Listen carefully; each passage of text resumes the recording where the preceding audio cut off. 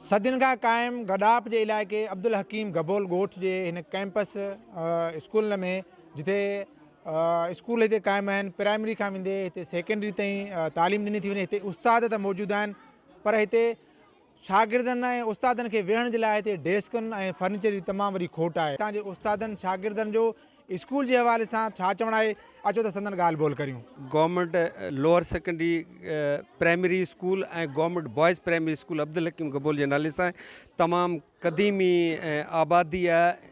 हिन स्कूल में शागिर्द माशाल्लाह सही आहिनि ऐं उस्तादनि जो स्टाफ बि बहितरु आहे, पर कुझु फर्नीचर जूं अणाठूं आहिनि। ऐं हीअ बिल्डिंग जेका आहे, हीअ बिल्डिंग कंहिं एडुकेशन वर्क्स वारनि जे तरफ़ां ठाहियल हुई कंहिं ॿिए नाले में, पर असांजी जेके असल बिल्डिंगूं आहिनि उहा बिल्डिंग सिंध एजुकेशन फाउंडेशन वारनि खे साम्हूं अधु किलोमीटर जे फ़ासिले ते उन्हनि खे ॾिनी वई आहे। उते स्कूल अलॻि तरह सां हले थो, पर हिन स्कूल में फर्नीचर की इंतहाई खोट है। देखिए, यहाँ पे वॉशरूम का मसला है बच्चों के पास, और दूसरे यहाँ पे पानी नहीं है। सहूलतों का फुकदान ये है कि यहाँ पर हमारे पास फर्नीचर वगैरह नहीं है, जिसकी वजह से बच्चों को बहुत मुश्किल होती है।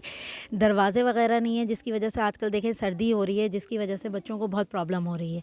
तो ये सारी चीज़ों का सहूलतों का फुकदान यहाँ पर नहीं है। दरवाजे नहीं है, खिड़कियों के शीशे वगैरह नहीं है, जिसकी वजह से बच्चे परेशान होते हैं। देखिए, यहाँ पर हमें SMC का फंड्स मिलने चाहिए जो हमें प्रोवाइड नहीं किए जा रहे हैं। फर्नीचर वगैरह देनी चाहिए, जिसकी वजह से जो है ये बच्चे तरीके से बैठ सकें, उनको ये सारी चीज़ें मिल सकें।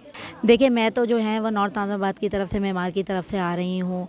और दूसरे ये कि यहाँ पर ज़ाहिर है कि कोई दम्बा गोड से आ रहा है, सारे तमाम टीचर्स जो हैं कोई मेमन गोड से आ रहा है, तो तमाम टीचर्स यहाँ पर जितने भी हैं तालीम देने के लिए दूर से आ रहे हैं। असांखे स्कूल में फर्नीचर जी ज़रूरत आहे, कुर्सी भी आहे कोन, सवा सी में दरवाज़ा भी लॻाए पढ़ाई। हिते जा मसला जहाँ तक फर्नीचर जो मसलो आहे, पानी जो मसलो आहे, ऐं काफ़ी मसला आहिनि असांजे स्कूल में अब्दुल हकीम गबोल में। ॾाढा मसला आहिनि हिते त ॾाढी पुरानी आबादी आहे, तक़रीबन असांखे बि 5-8 साल थी विया आहिनि, लेकिन मसला ॾाढा आहिनि हिते जा। पानी जो मसलो, फर्नीचर जो मसलो, ऐं नंढड़े ॿारनि खे वॉशरूम बि कोन्हनि।